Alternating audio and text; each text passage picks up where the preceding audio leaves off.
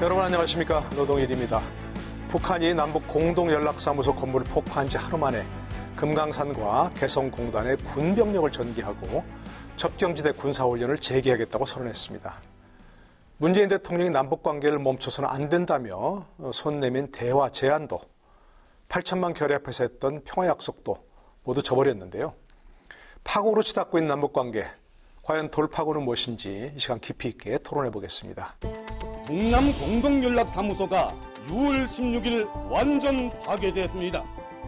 북한이 남북협력의 상징이자 판문점 선언의 성과물인 남북공동연락사무소를 폭파했습니다. 이어 금강산과 개성공단의 군 병력을 전개하고 철수했던 비무장지대 초소와 군사훈련을 다시 재개하며 9.19 군사합의 파기를 시사했습니다. 대북전단을 문제 삼으며 시작된 북한의 대남 공세는 갈수록 그 수위를 높여가며 한반도 긴장을 고조시키고 있습니다. 여야 정치권은 일제히 우려의 목소리를 내면서도 남북관계를 풀어갈 해법에 있어서는 시각이 엇갈렸습니다. 민주당은 갈등의 도화선이 된 대북전단에 대한 엄정 대응과 금지법을 추진하는 한편 통합당은 정부의 대북정책 전환을 촉구하고 있습니다. 현 상황이 발단이 된 전단 살포를 엄격하게 다루는 동시에 북한의 어떠한 추가 도발에도 강력히 대응할 수 있는 태세를 갖추기를 바랍니다. 대북 유화 정책이 실패했다는 것을 보여주는 것입니다. 지금이라도 문재인 정부는 대북 정책을 근본적으로 전환해야 합니다. 한편 대북 제재 완화의 불가피성을 미국에 설득하는 등 외교적 카드를 활용해야 한다는 의견도 있지만 대선을 앞둔 상황이라 이 역시 녹록지 않습니다. 악화일로로 치닫는 한반도 정세, 과연 돌파구는 없는 것인지 이번 주 이슈 토론에서 위기의 남북관계 그 해법을 모색해봅니다.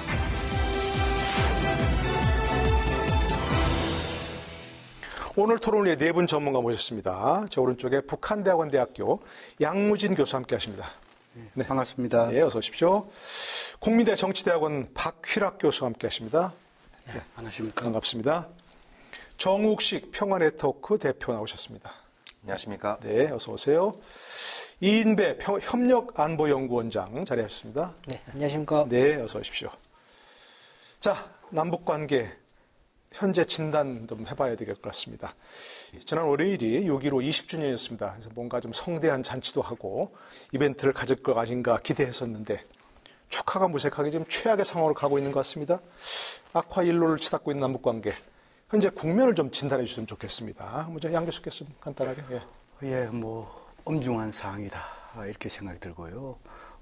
특히 이제 남북 간의 연락 채널이 다 단절되고 심지어 이 남북한의 화해협력의 상징, 소통의 상징이라 볼 수 있는 남북공동연락사무소 폭파했잖아요. 네네. 그런 걸 볼 때 아마 갱색 국면 이렇게 진단하는 것이 좀 이해력을 높이는 데 도움되지 않는 생각이 듭니다. 경색 국면이라고 해서 박규락 교수께서는 어떻게 지금 현재 남북관계를 진단하고 계십니까? 네. 그러니까 우리가 사실 이제 분단 이후 또 6.25 이후 계속적으로 남북관계 개선을 위해서 노력을 해왔습니다. 그런데 현재는 사실 이제 현 문재인 정부가 들어서서 시행했던 남북관계를 완전 원위시킨 것 같아요. 네.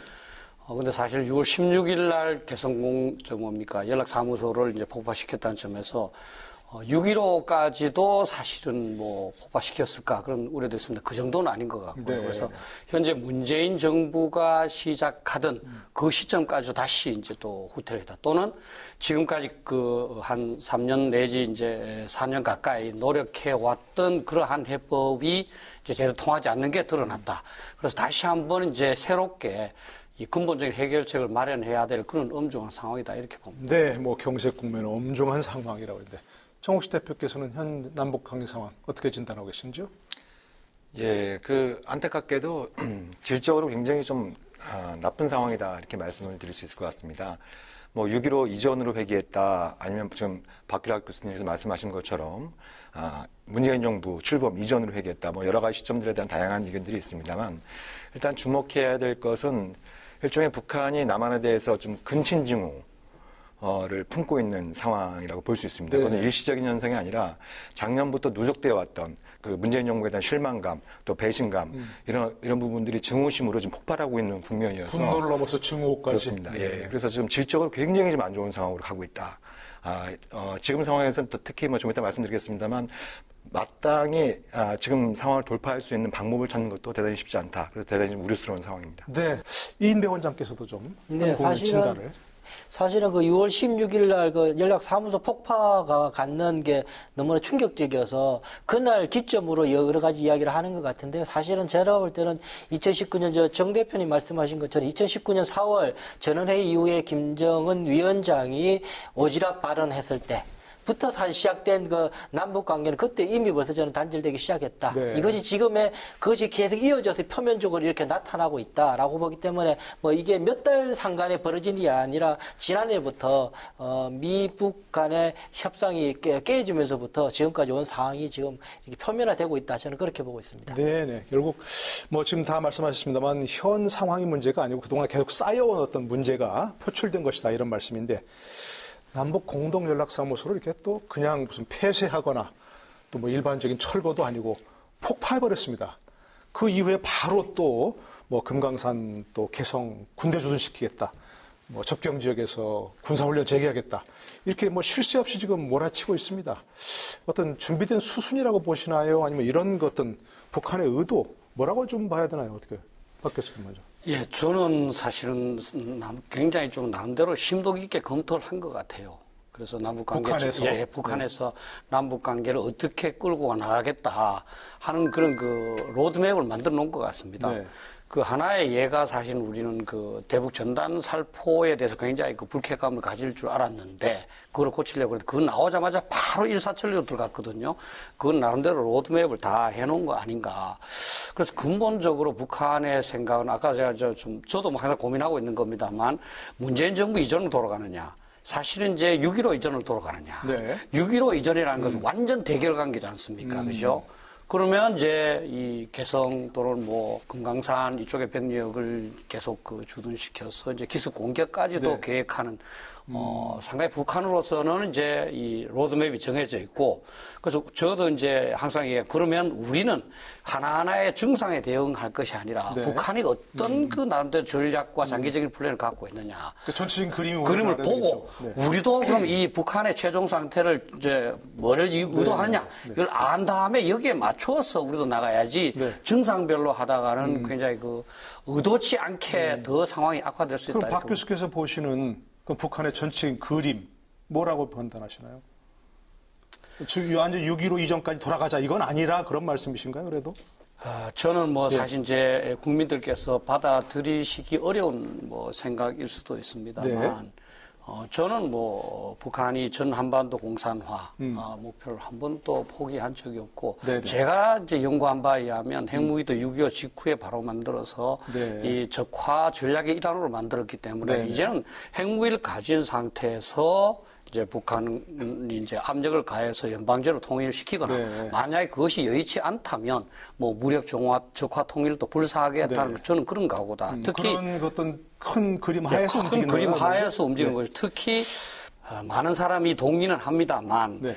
북한 입장에서 현재 상황에서 다른 그 회생의 방도가 사실은 있느냐. 네. 저는 뭐 북한 지도자 입장에서는 뭐 경제 제재가 이렇게 막힌 상태에서 경제로는 안 될 것이고 또 이제 협력을 추구를 해봤는데 그것도 안 될 것이고 그다음 내부적으로 핵무기를 과감하게 포기하면서 사실은 이제 개방 개혁을 추진할 수 있느냐 그것도 사실 어렵고 네. 저는 그것이 성공할지 또 실제로 그냥 완전 결행할지는 네. 모르지만 북한이 갖고 있는 큰 전략은 1950년도의 이 재판이 아닐까 이렇게 거의 한 우려합니다. 번도 변하지 않았다. 그 말씀. 정옥시 대표의 어떤 판단은 어떠십니까? 그래서. 예, 그 연락사무소 폭파를 통해서 북한이 보여주고자 하는 것은 이제 폐쇄를 한다 그러면 이게 언제든지 다시 가동을 할 수 있다라고 네. 하는 이런 어떤 해석을 나올 수 있지 않겠습니까? 그러니까 그런 여지를 남겨두지 않겠다라는 것이죠. 그러니까 남북 관계를 완전히 단절시키겠다 당분간 네. 적어도 당분간 완전히 단절시키겠다라고 하는 것을 이렇게 행동으로 보여주는 것이고 더 나아가서 지금 금강산이나 개성공단에 철수했던 군부대를 재배치하고 또 9.19 군사합의에 따라서 합의됐던 그 감시초소 지피라고 하죠. 그 폭파했던 지피도 병력을 재배치하고 또 접경 지역에서 군사훈련을 재개하겠다라고 하는 부분들은 그러니까 그 전임이었던 김정일 위원장 시대 때의 사업들조차도 전면으로 결산하겠다라는 의미가 내포되어 있는 것이죠. 그러니까 개성공단까지도 뭐 그렇죠. 완전히 무효화시킬 수 그런 부분들은 이제 문재인 정부 출범 이후에 남북 관계에서 만들어진 것이 아니고 김정일 위원장 때 남북 협력 사업으로 했던 사업들까지 다 청산하겠다라고 하는 그런 의지의 표현이기 때문에 지금 상황은 대단히 좀 뭐 이렇게 녹록지 않은 상황이다라는 말씀을 좀 드리고 싶습니다. 그래서 북한이 품고 있는 이런 어떤 도끼, 이 증오심 이런 부분들을 좀 슬기롭게 빼내는 작업이 앞으로 대단히 좀 중요해지고 있다 이렇게 좀 말씀드리고 싶습니다. 그 정책 이행 평가에 있어가지고 그 이행에 대한 나름 성과가 있으면은 철저한 정책 준비가 돼 있었다 이렇게 평가하고 만약에 불신의 상태에서 실패를 하면은 그 불신 그 자체부터 성과가 없을 것으로 잉태하고 있었다 이렇게 이야기를 많이 하고 있죠. 그건 일반적인 분석이고, 근데 지금 저는 그 이번 이렇게 그 남북의 경제 국면 등에 대해서는 저는 전단에서 찾고 싶습니다. 왜냐하면은 지난해에 사실은 그 이 북미 간의 하노이 노딜 이후에 북한이 개기심하다고 우리 상당히 비난했죠. 그 비난을 했지만도 한 세 가지 정도는 좀 신중하게 접근하는 측면이 있습니다. 첫 번째는 우리 측에 많은 비난에도 불구하고 대통령에 대한 직접 검명 비난을 하지 않았습니다. 두 번째로 보통 과거 같으면 비난을 하고 나면은 이런 연락 채널이나 이것을 다 끊습니다. 그런데 지난해 보면은 계속 연락 사무소 계속 유지가 되고 있었습니다. 또 세 번째로는 또 비난이 지속되면 과거에는 이 서해 NLL 여기에서 항상 도발을 했습니다. 그런데 지난해에 그렇게 아무래도 도발을 하지 않았습니다. 이것은 뭐냐면 나름대로 신중하게 접근했다는 그런 측면이 있고, 이번에 지금 이렇게 발생한 것은 그러한 세 가지의 신년 접근의 연장선을 볼 때 이번에는 뭐냐면 북한이 줄기게 일관된 이야기가 탈북자들이 최고 존엄을 모독하는 전단을 뿌렸다. 이 전단에 대해서 남측 우리 정부가 묵인 방조했다. 이 핵심입니다. 그런데 이 핵심 여기에서 뭔가 북한은 계속 좀 행동하러 나가있고, 여기에서 우리는 해법을 찾아야 되는데 자꾸 여기에 대해서 미국이 어떻고 북한의 체제 결속이 어떻고 뭐 과거에 뭐 어떻고 이렇게 하면은 해답이 없다. 그런 생각에서 저는 전단 살포 여기에 대한 원인, 여기에 대한 해법을 가지고 뭔가 나아가야 된다 이런 생각이 듭니다. 대북 전단이 직접적으로 지금 문제를 일으킨 것이다. 그런 제일 큰 요인이다. 그렇게 생각을 합니다. 그런 말씀이십니다. 저는 제가 볼 때는 이제 지난 4월부터 양 교수님 말씀하신 것처럼 수위가 낮긴 했었어요. 했었지만 사실은 그것이 최근에 전단 문제 때문에 논조가 확 바뀐 것이 아니라 조금씩 수위를 높여가고 있었다. 저는 그렇게 보고 있습니다. 그래서 계속 이제 한국 정부가 어떻게 대응하는가를 계속 보면서 지난해 4월 김정은 위원장의 담화 이후에 그때도 사실은 셌었죠. 운전자네 중재자네 오지랖이 높은 소리 하지 마라라고 이야기하면서 세게 이야기를 했었죠. 그러면서 이제 차츰 이제 계속 그 수위를 올려가고 있는 상황에서 지금까지 왔다라는 생각이 들고요. 지금 상황의 제 고민은 대한민국 정부의 어떤 대북 정책이라는 것 자체가 북한의 대남 대외 정책의 변화의 변수가 되는 건가? 라는 생각이 솔직히 좀 드는 부분이 있습니다. 그러니까 우리 정부가 뭘 하든 변화가 없을 것이다. 그래서 사실은 지금까지 역사로 보이는 핵실험 같은 경우에도 노무현 정부 때도 있었었고, 지금 문재인 정부 때도, 물론 이제 이명박 정부 때, 박근혜 정부 때 있었고요. 있었던 상황이고, 또 지금 문재인 정부 때 지금 16번에 달하는 단거리 탄도미사일 같은 거 발사가 사실 굉장히 치명적인 대한민국을 위협하는 건데, 그렇게 하고 있거든요. 그럼에도 불구하고 역대상 가장, 그걸 동의하든 안 하든, 그 농쪽에도 동의하든 안 하든 역대상 가장 북한에 대해서 인내심을 갖고 대하고 있는 정부인 거는 맞거든요. 문재인 정부가. 그럼에도 불구하고 이런 식으로 한다는 것 자체가 실제로 지금은 북한은 한반도와 전반적인 자기들이 가지고 있는 프로그램들을 쭉 끌고 가는 상황인데, 여기에 한국 정부의 어떤 정책적인 입장 자체는 별로 변수가 되지 않는 것 아닌가. 최근에 북한의 행태가 굉장히 좀 우려스럽고 유감스러운 건 분명합니다. 할 수만 있다면 어떻게든 좀 자제를 시키고 싶은 심정인데, 굉장히 도끼를 품고 있는 상황이어서 어설픈 비판이나 충고나 대화제의나 이런 게 다 좀 실효가 없는 상황입니다. 그래서 지금 중요한 것은 북한이 왜 이렇게 나오고 있는 건가 라는 걸 갖다 정확히 진단을 해야 됩니다. 그게 이제 중요해. 그게 나와야 해법이 나올 수 있는 거겠죠. 그렇죠. 양 교수님께서 말씀하신 대북 전단 살포는 제가 보기엔 이제 가까운 이유, 표면적인 이유이고 말씀하신 것처럼 작년부터 누적되어 왔던 문제들이 쭉 있어 왔던 것이죠. 근데 그 누적되어 왔던 문제들에 대해서 대체로 우리 사회 분위기는 또 정부의 분위기는 미국 탓으로 돌리는 분위기가 많았었어요. 그렇죠? 북미 관계가 안 풀리니까 남북 관계까지 막혀 있다. 이런 어떤 부분들이 있었는데 작년 4월 달에 김정은 위원장의 최고인민회의에서 그렇게 얘기하지 않았습니까? 뭐 중재자니 촉진자니 오점 넓게 그런 거 하지 말고 민족의 당사자로 되도록을 바란다. 이렇게 얘기했습니다. 근데 여기서 중요한 게 당사자라고 하는 표현이 또 이제 중요한 건데 이게 어떤 뜻을 내포하고 있냐면 하노이 노들과 관련해서도 보면은 쉽게 계량화해서 말씀드린다고 한다면 제 생각으로는 하노이 노들의 책임이 한 50% 정도는 미국의 책임이고 나머지 한 20%, 30%는 남북한 모두 책임을 갖고 있습니다. 그 책임의 원인은 2018년 9월 달에 그 남북 정상회담에서 네. 미국의 상응 조치에 따라서 영변 핵시설을 완전히 폐기하겠다라는 그런 어떤 조항이 들어가지 않았습니까? 네네. 근데 그때부터 그걸 전후해서 문재인 정부 안팎에서는 영변 핵시설이 북한의 핵능력 전체에 차지하는 비중이 한 7, 80% 되고 네. 이걸 폐기하면 불가역적이다. 근데 이거는 객관적인 사실과도 맞지 않은 것이고 그런 판단을 하려면 미국과 그걸 전후해서 긴밀한 협의가 있었어야죠. 그러니까 미국과의 인식차이가 굉장히 큰 상황에서 문재인 정부가 북한을 설득해서 그런 방안들을 갖다 담은 것이고 김정은 위원장은 그걸 믿고 하노이에 갔다가 네네. 낭패를 본 겁니다. 네. 근데 그때부터 나갔던 문재인 정부의 행태는 어떻게 보면 말과 행동이 굉장히 네네. 불일치하는 형태로 갔다는 겁니다. 이런 우리 남한의 북한 의도 또는 뭐 북한의 어떤 뭐랄까요, 정책에 대한 일방적인 해석이 북한을 굉장히 분노하고 불신하게 만들었다 이렇게 생각을 합니다. 네. 지금 남북한은 객관적인 사실은 체제 경쟁입니다. 그렇지 않습니까? 북한의 입장에서는 북한이 이 한반도의 주인이고요. 우리 입장에서는 우리가 헌법 3조에 분명히 되어 있지만 우리의 주인입니다. 서로가 지금 내가 한반도 주인이라고 이제 다투고 있고 1950년 실세 그리하기도 했습니다. 그거를 인정을 하는 범위 내에서 서로가 타협하고 이렇게 해야 되는 거지 북한이 어떤 행위를 하면 쟤네들 뭐 내부 결속을 위해서 하는 모양이다. 또 뭐 우리 남한한테 좀 얻어먹을 게 있는 모양이다. 또 미국을 협상 테이블로 끌어내기 위해서 하는 것. 이렇게 하니까 지금 대화가 안 되는 겁니다, 지금.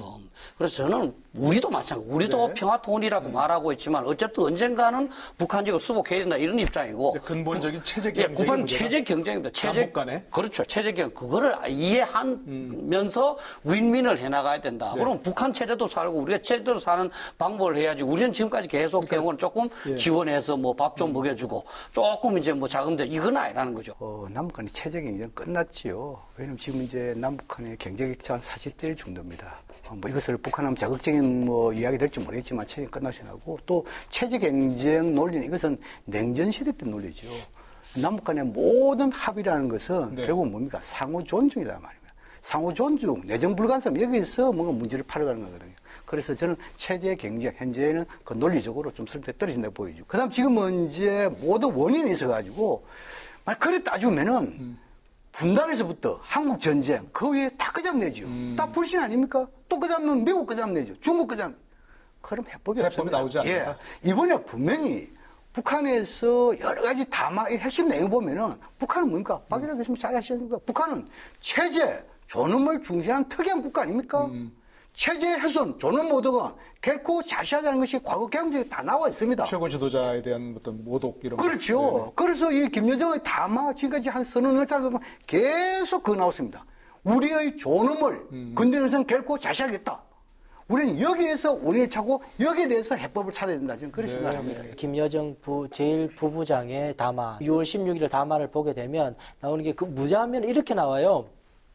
물론 그 양 교수님 말씀하신 것처럼 체제 존엄에 대해서 감히 너네들이 이럴 수 있느냐 이야기를 쭉 하면서 비로소 속내로 17일 날 이야기를 하고 있는데요. 그 이야기가 무슨 이야기냐면은 워킹 그룹을 만들어서 미국과 워킹 그룹을 만들었는데 거기에 대해서 너네 그것만 핑계대지 않았느냐. 너네들이 정말 자주적이냐. 사대적으로 그렇게 해낸 것 아니냐라고 이야기하면서 계속 그 이야기를 해요. 사실 그 왜 그러냐면은 왜 6월 16일 날 연락사무소를 폭파했느냐. 15일 거냐는 저는 봐고 15일 날 우리 대통령의 연설 보고 했다 그래요. 저는 네. 원문에 보면 대통령께서 무슨 말씀을 하시냐면은 남북 간에 풀어야 될 일인데 어려운 계지만 국제사회의 동의를 통해서 차근차근 풀어야 된다 이 말이 나오는 거죠. 네. 이 말은 북한에서 너무너무 듣기 싫어하는 소리인 거죠. 국제사회 동의를 통해서.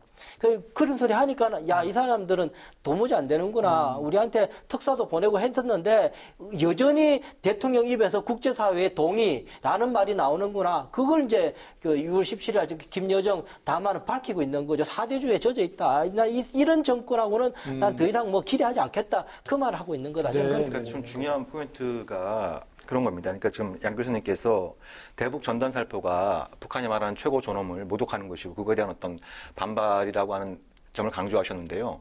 냉정하게 본다면 북한이 공식적으로 그런 표현은 안 했습니다만 북한이 자신들이 말하는 최고 존엄이 모독당했다고 판단한 시점은 작년 7월 25일입니다. 네. 그게 무슨 말씀이냐면 작년 7월 25일 날 김정은 위원장이 단거리 발사체를 현지 지도하면서 그러면서 문재인 정부가 2018년 4월 남북 정상회담, 9월 평양 정상회담에서 평화의 악수를 나누고 다시 돌아가서는 미국과 대규모의 군사훈련을 하고 네. 그리고 최신형 공격무기를 반입하는 이런 행동을 중단하기를 촉구한다라고 하는 권언을 발표합니다.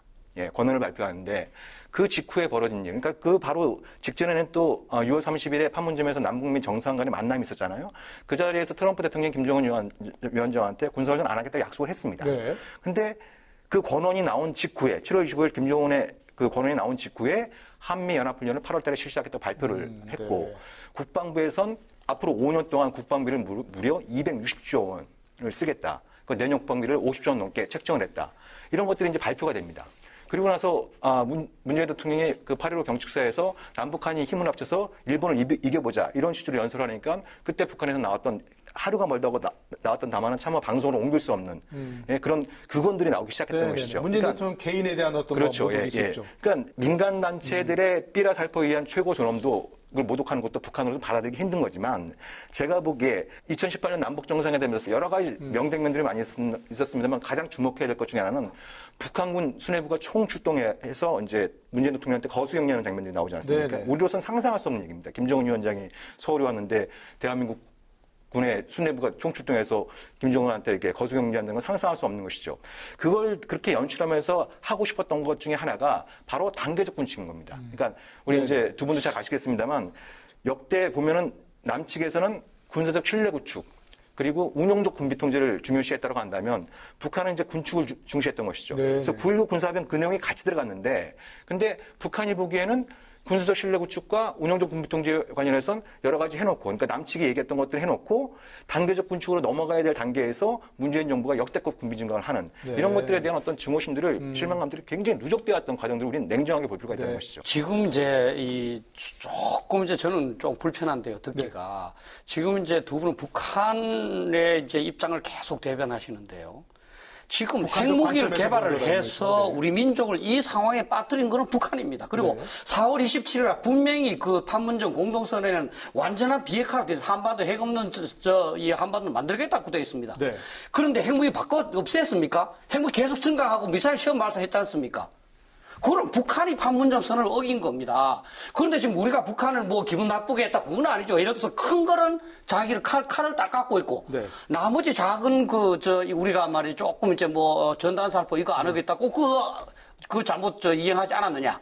이건 잘못된 거죠. 지금 모든 문제의 핵심은 북한의 핵무기 개발이고 네. 우리는 뭐 북한을 뭐 무력통일 하려 한 적도 없고 평화적으로 하자. 그런데 계속 거부한 것도 북한이고 네. 지금 이제 우리의 입장에서는 북한을 이해하는 것이 아니라 북한을 있는 그대로 냉정하게 파악을 해서 어떻게 하면 우리 국가와 국민을 북한의 핵 위협으로부터 그냥 위협이 아니고 핵 위협부터 지키냐 이런 생각을 해야 되는 거죠. 네. 북한을 이해하는 게 뭐가 중요하고 김정은이가 기분 나빴던 게 뭐가 그렇게 중요합니까? 박일학 교수님이 문화 안보를 중시하기 때문에 충분히 그 주장에 대해서 이해를 합니다만도 제가 느끼기에는 박 교수님은 좀 뭐랄까 냉전 시대의 이런 주장을 네. 지금 계속 반복하고 있는 느낌을 받아요. 예를 들어 대결이라든지 또 지금 체제 경쟁이라든지 또 지금은 이제 핵과 관련해 가지고 지금 남북 간의 북미 간의 모든 합의서가 뭡니까? 선비핵화 후 제재 해제, 선비핵화 후 북미 이게 아니잖아요. 이것은 뭡니까? 비핵화와 이것을 서로 선순환 관계, 비핵화와 북미 관계, 비핵화는 선순환이 남북, 북미 정례 합의사항이잖아요. 네. 이렇게 되는데 또 그다음 주에 지금은 이제 북한이 비핵화에 대해서 전혀 조치를 안 했다 그러는데 오히려 선제적 조치를 더 많이 했지요. 그것을 우리는 지금 이제 잊고 있단 말입니다. 네. 그래서 지금 이제 비핵화, 물론 비핵화에 대해서 우리가 바라는 만큼의 성과는 없었지만 그래도 적어도 남북, 북미 대화가 있을 때는 비핵화를 좀 더 정지시키는 네. 핵능력 고도화를 좀 더 완화시키는 그러한 현상이 있었잖아요. 그래서 그런 길로 가자는 것이죠. 어디 있었습니까? 미국의 과학자연맹 FAS 발표에 의하면 2019년에 10개 정도를 만들었어요. 증산했어요. 그리고 2019년에 13회, 2020년에 4회, 총 17회의 단거리 미사일 시험 발사를 했지 않습니까? 핵무기 증강을 중단한 건 아니죠. 사실 성기가 보인다면 양 교수님 말이 맞아요. 비핵화를 하려고 그러면 중단까지는 해야지. 네네. 또는 속도를 늦춰야지. 그러면 우리가 조금 미안하다 이렇게 되지. 계속 증산을 했고 말이죠. 핵무기를? 그렇죠. 네. 핵무기를 지금 이 과학재명에 제가 보니까 2019년 5월에는 25개로 최소한 있다 그렇게 네. 했어요. 근데 올해 2020년 4월에 35개라고 돼 있어요. 그러니까 10개를 만들었다는 네. 겁니다. 그런데 어떻게 그 비핵화에 대한 그 성의가 있습니까? 그리고 이제 뭐 실험 장소를 폭파시켰다 그러는데 실험이야 6번 다 해서 핵무기 실험 끝난 거 아닙니까? 수소폭탄. 핵무기 실험 끝나고 실험하는 게 어디 있습니까? 그래서 북한이 핵무기만 만약에 폐기한다면 남한뿐만 아니라 미국 또는 전 세계가 북한을 미겨 살려주겠다는 거 아닙니까? 근데 그거를 안 하고 지금 이제 이 경제 발전을 하겠다니까 모든 문제가 생기는 거고, 여기 계시는 분들은 일단 이제 북한 먹여 살려주자. 뭐 핵무기는 어쨌든 뭐 우리한테 못 쏠 거 아니냐? 그러니까 저는 달라요. 저는 핵무기 쏠 수 있다는 겁니다. 네. 그러면 저는 여당이나 대통령한테 요구하는 건 그겁니다. 자, 핵무기 안 쏜다. 그 책임질 수 없지 않습니까? 만약 핵무기 쏴서 저도 죽고 여러 사람 죽으면 그때 미안하다 해도 소용없는 거 아닙니까? 그러니까 거기에 대해서 좀 토론을 하는 것이 저는 유권자로서 요구하는 거라는 겁니다. 네. 보면 3월 4일 날 김여정 제1부부장이 처음으로 이제 공개적으로 담화를 내게 되죠. 그때 담화 내용이 뭐냐면 우리 청와대에서 단거리 미사일 발사를 하는 것에 대해서 거기서 유감이다. 그리고 이제 중단을 촉구했었죠. 거기에 대해서 이제 김여정 제1부부장이 너네들이 그럴 수 있냐. 그러고 이제 청와대 정신 나갔다. 그러고 이제 되게 세게 이제 그게 첫 번째 담화였던 거죠. 네네. 지난해 이야기한 것처럼 김정은 위원장이 우리의 그런 뭐 F-35부터 시작해서 뭐 그런 연합훈련 같은 것에 대해서 뭐 그런 충고가 있었지만 사실은 북한에서도 그게 못지않게 여러 가지 했었죠. 그런 거기 때문에 사실 그거에 대해서 저는 시비 거는 조금 안 맞다, 형편성이 안 맞다는 생각이 첫 번째 들고, 또 하나는 이 구조적으로 보게 되면 북한이 우리 대한민국의 한미연합훈련과 시비를 거는데요.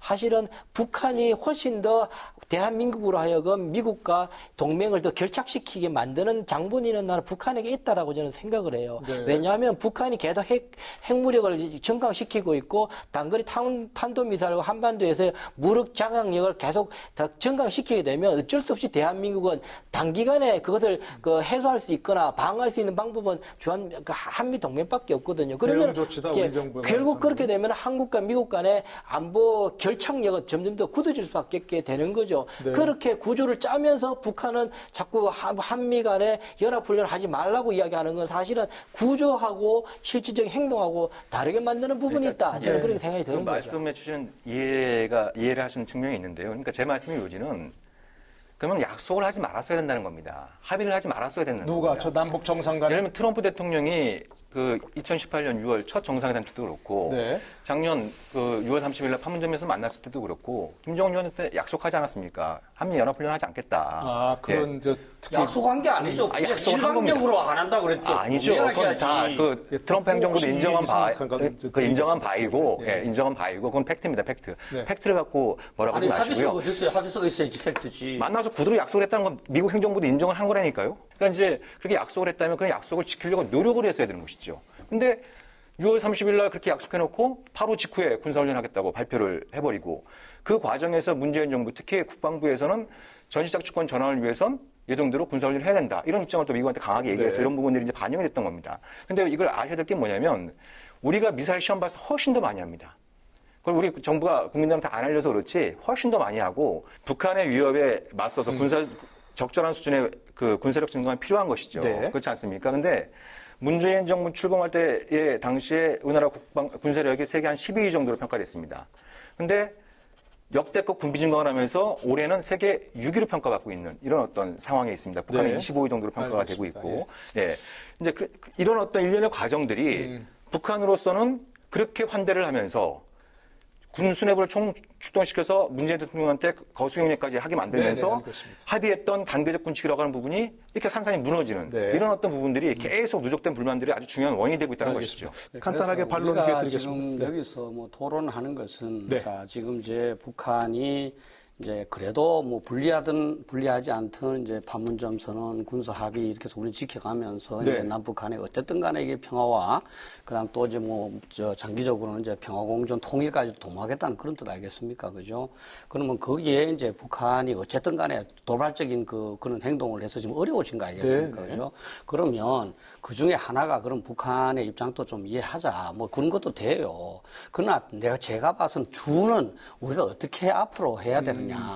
또는 이제 그렇게 하려면 결국은 이제 너무 이제 북한을 뭐 그냥 간단하게나 또는 호의적으로나 이렇게 보는 것보다는 좀 이제 북한이 우리가 좀 이제 생각해야 될 최악의 상황 쪽으로 움직일 가능성은 없는가. 네네. 그런 차원에 좀 논의해서 같이 나중에는 우리는 이렇게 하는 게 조금 이제 남북 간의 긴장도 좀 이제 덜 고조시키고 우리가 원래 얘기하던 그런 핵무기도 없애고 평화공존하고 통일로 가는 그런 길이 아닐까 이런 방향으로 의견을 모아야 되는데 북한에 대해서 우리 있는 사람 누구나 우리 저 사회자도 마찬가지 얘기하기가 쉬워요. 누구도 확인할 수가 없습니다. 네. 그렇지 않습니까? 막 이제 북한에 대해서도 얘기하고 막 또 우리 군에 대해서도 말씀하실 때도 막 팩트라고 얘기해버리면 저도 군에 있었던 사람이에요. 네, 그래서 알겠습니다. 그렇게 하는 건 예. 조금 좀 이 논쟁의 근본 방향하고 안 맞다 이런 그러니까 북한의 입장보다는 객관적인 그렇죠. 분석이 우선이다. 예, 이런 예. 말씀이신 것 같습니다. 다 의견 다를 수 있는 부분이고요. 자, 근데 좀 특이한 게 아까 잠깐 지적하셨습니다만 우리 문재인 대통령이 6월 15일 날 6.15 20주년 담화를 발표했습니다. 거기서 우리 참 대화를 이어나가자. 그걸 보고한 건지 6월 16일 날 이렇게 폭발했고 또 바로 김여정이 담화를 발표했고 이런 거 어떤 뭐 문 대통령 기념사를 좀 어떻게 봅니까? 무시한 겁니까? 그에 대해서 뭔가 뭐 좀 북한 나름대로 답을 한 겁니까? 어떻게 봐야 됩니까? 이 담화라는 게요. 저도 청와대 있을 보면 담화를 하게 될 때 듣는 사람이 누군가에 대해 사실은 타겟팅을 하게 되거든요. 어떨 때는 그 가장 정확한 예로 보면 김대중 대통령이 때 베를린 선언이라는 걸 하게 되거든요. 근데 네. 국민들이 보게 될 때는 그게 별로 그렇게 특이하지 않은 거였어요. 대규모 지원을 하겠다. 그거는 김대중이 늘 해왔던 이야기 중에 한 부분이었거든요. 그런데 그거 이후에 일주일 지나면 곧바로 정상회담 하자는 이야기로 쫙 이제 북한에서 호응이 오기 시작하거든요. 그건 사실은 청와대에서는 북한의 김정일 위원장이 들으라고 사실 그 메시지를 준 거였거든요. 이런 식이었는데 이번에도 사실 북한에서는 이 6.15 메시지 20주년 메시지에 대해서 굉장히 이렇게 유심히 봤다는 것 같아요. 네. 일단은 긴장을 고조시켜 놓은 상태에서 대통령이 과연 어떻게 반응할 것인가, 어떤 논조를 낼 것인가, 그리고 그 전에 계속 누누이 이야기하고 있는 사대주의적인 모습, 미국에도 발목 잡히고 있는 것들 자주적으로 어떻게 해내지 못하느냐, 양 교수님 아까 말씀하신 그런 것에 대해서 어떻게 논조를 가지고 낼 것인가에 대해서 유심히 봤을 텐데 안 변하셨던 거죠. 사실은 변하실 수가 없었던 거죠. 대통령으로서는 사실 그것을 변하게 되게 되면은 그것을 할 수 있는 실질적으로 행동을 해야 될 대기업이든 아니면은 그걸 지출해야 될 수출입 은행이든 다 제재에 걸려가지고 큰일 나게 되는 상황이니까 대통령은 그것까지 약속해 주실 수 없는 상황인 거죠, 현실적으로. 그러니 그걸 이제 국제사회 동의를 통해서라도 하겠다라고 이야기를 했는데 거기에 대해서 이제 김여정 부부장은 그에도 굉장히 반발을 했는데 저 사람은 이렇게까지 몰아붙였는데도 정신 못 차렸다라고 생각을 하고 있는 거죠. 그러니까 그러면서 뭐 폭발한 것은 6.15 6월 16일, 성명에 대한 답이라고 실망이 쓰는 이제 거죠. 컸다. 결정적으로 실망이 커서 6월 16일 그렇게 하고 이제 후속 조치들 앞서 박기락 교수님 말씀하신 것처럼 이미 벌써 통일전선부 대변인 할 때 이미 대적 사업에 대해서 다 준비하고 오래전부터 우리는 다 준비하고 계획이 있다. 그런 이야기 하거든요. 그리고 이제 그것도 이제 한계 차인지 카드를 이제 던지기 시작하는 시점이 된 거다. 그렇게 보고 있는 거죠. 예. 뭐 청와대에서는 바로 NSC를 열었습니다. 하고 그다음에 상당히 좀 예상치 못하게 강경한 입장을 밝혔어요.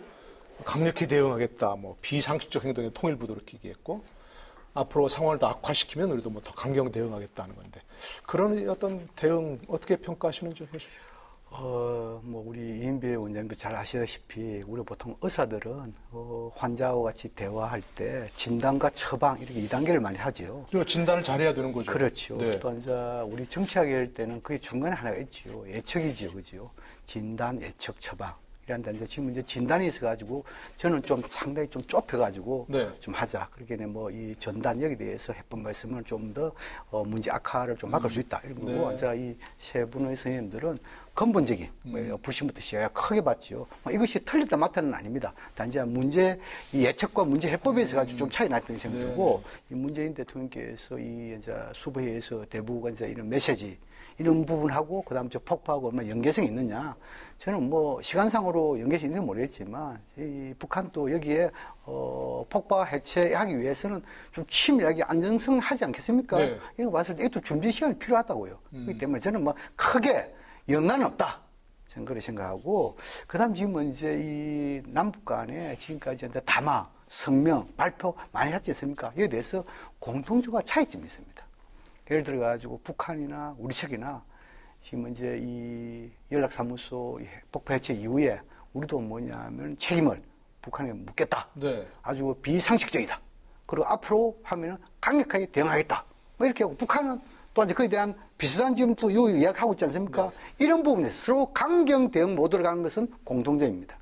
차이점이 뭐냐? 네. 우리는 상당히 절제된 표현을 하고 있습니다. 통일부 차관이라든지 또 이 김유건 청와대 1차장이라든지 이 대북 메시지 보면 상당히 절제된 표현을 하고 있잖아요. 북한은 뭐냐 하면 절제되지 않고 상당히 험악한 말을 하고 있어요. 이것이 차이점입니다. 두 번째로 북한은 담화를 낼 때 행동을 예고하고 있어요. 구체적으로. 네. 우리는 거기에 대한 행동이 전혀 없습니다. 예를 들어 북한이 하면은 물론 행동이 없다는 것이 앞으로 북한이 군사적인 행동을 하면 거기에 대해서 대응하는 거 갖고는 있겠습니다만도, 그러나 적어도 입장 발표는 그게 없습니다. 그 차이점입니다. 서로 강대강으로 가는 것이 문제 해결로 갈 수 있는 것이냐, 저는 어렵다고 보죠. 그래서 비록 북한이 불언을 했지만 무언가 준비된 것을 가지고 대북 특사, 이것을 다시 추진하는 것이 하나 해법 중에 하나다. 그래서 그 부분 다시 얘기해 특사 파견 얘기도 해보도록 하고. 6월 16일 날 청와대에서 그렇게 발표했던 게 그 저녁 때 그 발표했던 걸 보게 되면, 시차로 보게 되면은 그때가 아마 특사를 요청했다가 거절당하고 나서 아마 그렇게 나온 것 아닌가라는 생각이 드는 부분입니다. 갑자기 오전과 다르게 오후 되어서 굉장히 강경한 이제 입장을 표명하게 되는데요. 정말 이제 대통령께서 화가 나셨나 생각되는데, 물론 화가 나셨겠죠. 그런데 또 그 다음 날 6월 17일 날 나와 있는 또 북한에서 담화를 보니까 15일 날 특사를 요청을 했고 거부를 했다 이야기가 나왔는데, 거부를 누가 했냐면은 김여정 제1부부장이 그거를 이렇게 밝혔어요. 특사는 김여정이 보러 간 게 아니거든요. 김정은 위원장을 보러 가는 거죠, 특사는. 그런데 김여정 제1부부장이 거절을 했다. 그걸 보면서 이게 심각하구나. 저는 그 전까지만 하더라도 김정은 위원장이 안 나섰기 때문에 그러면 일단은 그 부분에 대해서는 여지가 있을 수 있다. 그러면 김여정이니까 그럼 최고 존엄은 나중에 나서서라도 아니야, 그래도 나는 할 수 있어 라고 이야기할 여지가 있다로, 희망이 조금 있다라고 봤는데, 6월 17일 날 이 특사를 거부할 때 김여정 제1부부장이 거절했다는 거를 딱 보면서 이게 김정은 위원장이 안 나선 게 그 여지를 두려고 안 나선 게 아니라 아예 말도 꺼내 격을 아예 나는 같이 동급으로 나는 저 정부와 내가 같이 김정은 위원장이 직접 안 나설 정도로 나는 무시하는 거다. 사실 그런 물밑 작업은 안 밝히는 게 예의 아닙니까? 그런데 그것까지 공개적으로 밝혀버리고, 더더구나 김여정 제1부부장이 안 된다고 해버렸다. 이런저에 거절했다는 거. 이건 참 어떻게 특사 파견 해법이 아닐 것 같은 생각도 들긴 하는데, 어떻게 보십니까? 그러면 특사 다음 또 시도를 해야 되는지. 저는 사실 우리 남한이 갖고 있는 딜레마입니다. 북한을 어쨌든 간에 이렇게 좀 이 화해 협력의 장으로 나오도록 해서 그다음에 이제 평화공존, 평화통일로 가야 되는 거 아니겠습니까? 그렇습니다. 그죠? 우리는 그런 마음을 갖는데, 이게 인간 세상에도 그렇듯이 착한 마음을 갖고 하는 게 반드시 또 착한 대가가 돌아오는 게 아닙니다. 사실 우리 문 대통령만큼 북한에 대해서 진짜 이 나름대로 옳은 마음, 너그러운 마음을 대한 게 없지 않습니까? 그런데 이 북한은 그 반대로 이제 지금 나오고 있지 않습니까? 그죠? 그래서 결국은 목적은 같지만 이것이 그럼 반드시 유화적으로 나가는 것이 과연 목적으로 가느냐. 오히려 단호한 것을 보여주는으로써 북한이 우리를 존중해서 그 다음에 다시 이제 또 우리가 푸는 거는 쉬운 거니까 그렇게 나가는 게 좋지 않은가. 그게 우리 국민뿐만 아니라 청와대 갖고 있는 사실은 딜레마다. 계속 잘해줄 수만 없고. 그렇죠. 예. 그렇다고 해서 또 이제 강화시키면 이게 또 이제 긴장으로 더 크게 될까봐 이게 걱정이고. 이게 쉽지 않다는 것이고. 지금 현 정부뿐만 아니라 역대 정권 그렇죠. 다 가지고 그게 딜레마죠. 우리 딜레마입니다. 그 다음에 이 형식도 그렇습니다. 저는 사실 가슴 아픈데요. 지금 이제 북한은 이제 김여정, 이제 뭐 2인자라고도 볼 수 있지만 공식적인 직책은 노동당 제1부부장입니다. 그죠? 그 사람과 지금 우리 남한을 동격으로 놓으려고 하는 것 같아요. 이것도 굉장히 참, 이것도 사실은 딜레마입니다. 어쨌든 북한하고 대화하기 위해서는 막 형식 같은 것보다는 실질이 중요하니까 계속 이제 해야 되는 거고. 그러나 또 이제 이걸 계속 하다 보면은, 아니, 지금 이게 우리가 오히려 굴욕적이 되는 거 아닌가 싶고.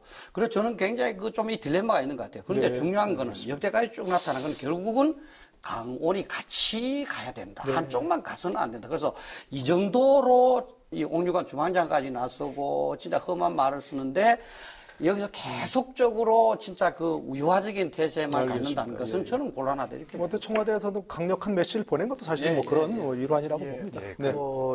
잠깐만 듣고 이제 추정주 마무리 발언 말씀드리도록 드리겠습니다. 예, 북한의 언행이 굉장히 유감스럽습니다. 네. 예, 그건 분명한 거고요. 그래서 그거에 대한 확실히 지적은 해야 될 건 지적을 하고 비판을 할 건 비판을 해야 된다고 생각이 되고요. 특히 북한이 김여정을 앞세워서 내세우고 있는 담화 내용을 보면은 도저히 우리 정부가 수용할 수 없는 요구들이 깔려 있습니다. 네. 사실상 사죄하라는 거거든요. 약속과 실천이 이 엇박자가 굉장히 그 불일치가 컸기 때문에 북한이 저렇게 나오는 측면도 이해가 되는 측면도 있습니다만 도저히 우리가 받아들일 수 없는 요구하는 것 자체가 거기에 깔린 이면은 당분간은 관계를 단절하고 가겠다는 겁니다. 네. 단절하겠다고 하는 그런 의사가 명확하다고 한다면 저는 우리도 뭐 특사 파견이나 뭐 또 뭐 북미 대화 중재나 뭐 이런 어떤 방식을 통해서 어떻게든지 대화를 복원하려고 하는 이런 어떤 단기적인 시도보다는 쿨하게 단절을 선택해야 된다고 생각합니다. 시도할 때가 전혀 아니다. 먹혀 들어가지 않습니다. 전혀 먹혀 들어가지 않는 상황이고 북한이 단절을 하겠다고 한다면 우리도 쿨하게 단절을 하되 강대강의 형태의 단절이 아니라 위기관리형, 위기 예방형이 돼야 된다. 그래서 북한이 예를 들면 북한 인민들을 동원해가지고 삐라를 남쪽에 보내는 거에 대해서 우리도 그러면 같이 보내는 걸 허용한다. 혹은 북한이 뭐 폭파한 지피에 군대를 다시 재배치한다 그래서 우리도 폭파한 지피에 다시 재배치하느냐.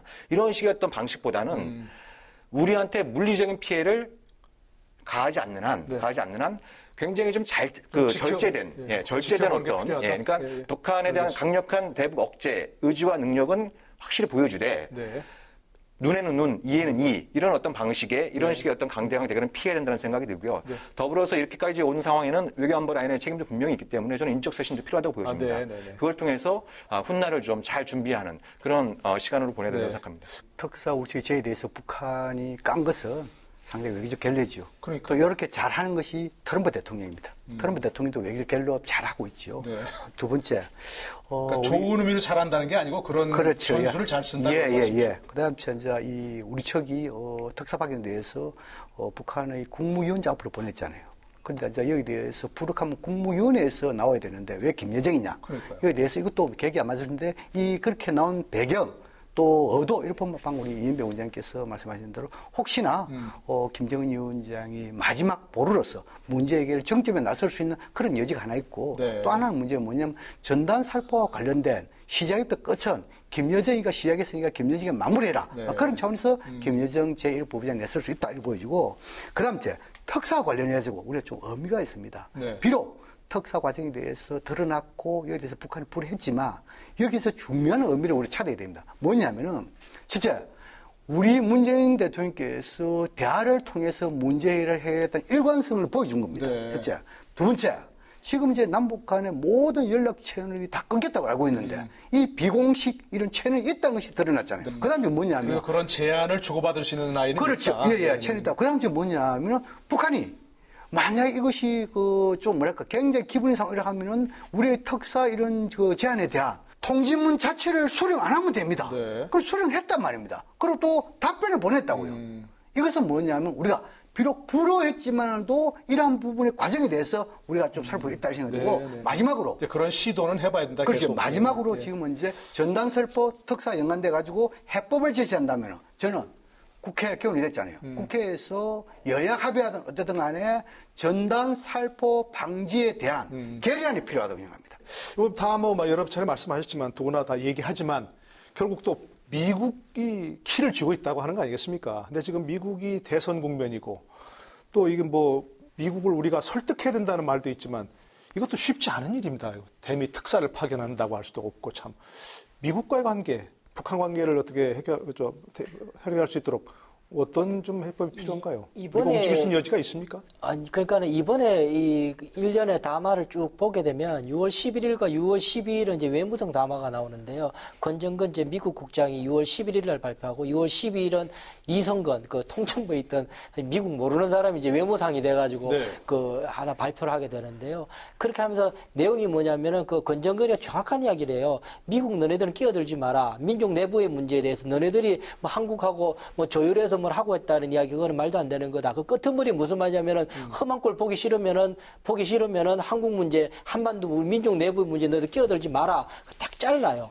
딱 잘라놓고 시작을 하거든요. 그거를 그려놓고 이제 한국에 대해서 엄청 세게 이제 이야기하는 그런 모습을 보이고 있어서 일단 이번에 있는 일련의 그 담화 관련돼 가지고는 미국 용의보다는 한국 용의일 가능성이 저는 높다라는 생각이 들고, 왜냐하면 지금 미국의 입장이 지금 그렇게 녹록지 않거든요. 지금 그 뭐 코로나부터 시작해서 그 프로이드 지금 그 흑인 그 문제부터 시작해서 여러 가지 다 걸려 있기 때문에 사실 미국으로서는 트럼프 대통령으로서는 지금 한반도 문제를 신경 쓸 여력이 없는 거죠. 그러니까는 트럼프로서는 ICBM 대륙간 탄도 미사일이 아닌 이상에는 뭐 지금 계속 그 이야기하고 있거든요. 아닌 이상에는 그냥 그 넘어갈 가능성이 있다. 이번에도 뭐 저기 폭파하고 나서도 그냥 와 그 소매 그 가격 엄청 올랐네 그 트윗하고 그러고 있었거든요. 네, 그런 모습을 보이는 건 철저하게 나름대로 한반도 문제에 대해서 좀 발을 떼고 대선을 좀 치려고 그런다, 그런 생각이 듭니다. 북미 관계를 푸는데 우리가 뭐 역할을 할 수 있는 게 있을까? 실효가 없는 어떤 대책들이 자꾸 논의되는 건 저는 이렇게 별로 생산적이지 않다라는 생각이 듭니다. 그러니까 지금 이 박사님께서 말씀하신 것처럼 작년 하노이 노딜에 북한이 판단하기엔 문재인 정부의 중재안이 낭패로 돌아왔다는 인식에서 이제 지금까지 사태가 있는 아주 중요한 출발점이 거기 있는 상황이 있지 않습니까? 그래서 북한의 최근 얘기는 아주 간단합니다. 두 가지입니다. 남북 대화든 북미 대화든 대화를 위한 대화는 더 이상 하지 않겠다. 확실한 성과가 미리 나오거나 그게 담보되지 않는 형태의 대화는 더 이상 하지 않겠다. 그러니까 지금 북미 대화가 안 돼서 지금 북한이 이제 저렇게 나오게 되는 게 아니라는 겁니다. 그러니까 그런 측면이 있고, 그리고 북미 관계에 이제 남한은 끼어들지 마라. 이런 어떤 상황에서 북미 대화를 시도했다가는 북한이 지금 그 대북 특사를 거절한 것과 같은 유사한 상황이 반복될 수 있습니다. 그래서 제가 좀 드리고 싶은 말씀은, 제가 뭐 개인적으로 평화운동을 하는 입장에서 이런 말씀드리기가 참 안타깝습니다만, 북한이 남북 관계를 단절하겠다 한다면 우리도 쿨하게 단절하면서 최대한 냉각기를 잘 슬그럽게 만들어내고 훗날을 도모하는 것, 훗날을 잘 준비하는 것이 지금으로서는 거의 유일한 선택지가 아닌가라는 생각이 듭니다. 저도 비슷한 생각이에요. 그 무시 전략이 지금으로서는 호흡 길게 가는 것이 낫다. 왜냐하면 자꾸 우는 아이한테 자꾸 외우니 물으면 자꾸 더 크게 울거든요. 그때는 그냥 이렇게 내버려 두는 게 지금으로서 가장 낫다. 그런 생각이 저도 같은 비슷한 생각입니다. 저도 뭐 기본적인 방향 같습니다. 그런데 이제 한미 관계와 관련해서 어쨌든 기본적으로 위협이 커지면 동맹을 강화해야 되는 겁니다. 사실 이제 뭐 두 분은 북한 핵 위협을 별거 아니라고 이렇게 생각하시는지 모르겠지만, 저나 또 많은 그 학자들은 북한 핵 위협이 굉장히 중요하다고 보거든요. 근데 북한 핵 위협이 커졌으면 한미 동맹 관계가 강화돼야 됩니다. 근데 사실은 그런데 지금까지 현 정부가 들어선 것은 이제 사실 균형 외교라든지 대미 자주 이걸 강조했지 않습니까? 또 이제 한미 미군 대장이 하고 있는 것을 우리 한국군을 하겠다. 뭐 여러 가지 우리도 이제 미국에 노고할 수 있다 이런 태도였습니다. 또 방위 분담도 사실은 뭐 조금만 협의하면 될 것을 그냥 조금 좀 미국 감정상에서 이렇게 이제 아직 타결도 못 하고 있고.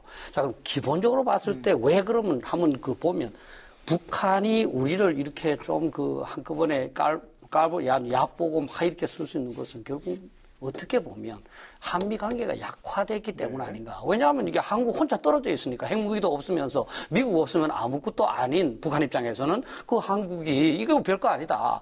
그러니까 이제는 한미 관계를 자꾸 이제 자주적인 차원에서만 보지 말고 우리 핵을 없애고 억제해야 되지 않습니까? 그죠? 그런 비용 차원에서 봐야 된다.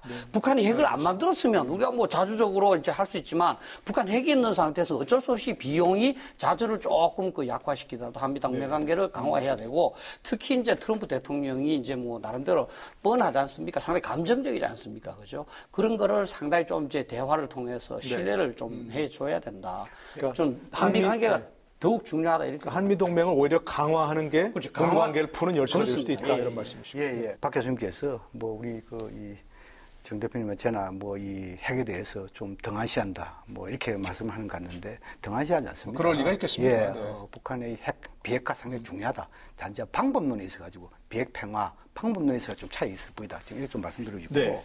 그다음 이제 이인배 우리 지금 이제 원장님께서 냉각기 당분간 냉각기에 대해서는 동의를 합니다. 그러나 냉각기를 갖기 위해서 무시한다. 그거는 동의할 수 없습니다. 우리가 보통 뭐냐면 이 해법을 찾아갈 때 대북 압박 제재, 서로 대결 이거 쉽습니다. 어렵지 않습니다. 그러나 대화를 통해 교류를 통해서 이 협상을 상당히 어렵습니다. 그런데 우리가 쉬운 길을 갈 것이냐 어려운 길이겠냐? 저는 뭐냐면 어려운 길 가지만도 그 길이 해답이다. 저는 그걸 보거든요. 네. 그런데 동맹 상당히 중요합니다. 한미 동맹이 중요하죠. 그런데 지금까지 보면은 동맹이 과연 주권국가로서 가치 동맹이냐? 이 생각해볼 필요가 있습니다.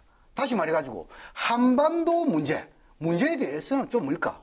우리의 입장을 좀 미국 존중해줘야 되는 거 아닙니까? 그 다음째 한반도를 뛰어넘는 글로벌 이슈에 대해서는 우리가 미국 입장 존중해야 돼요.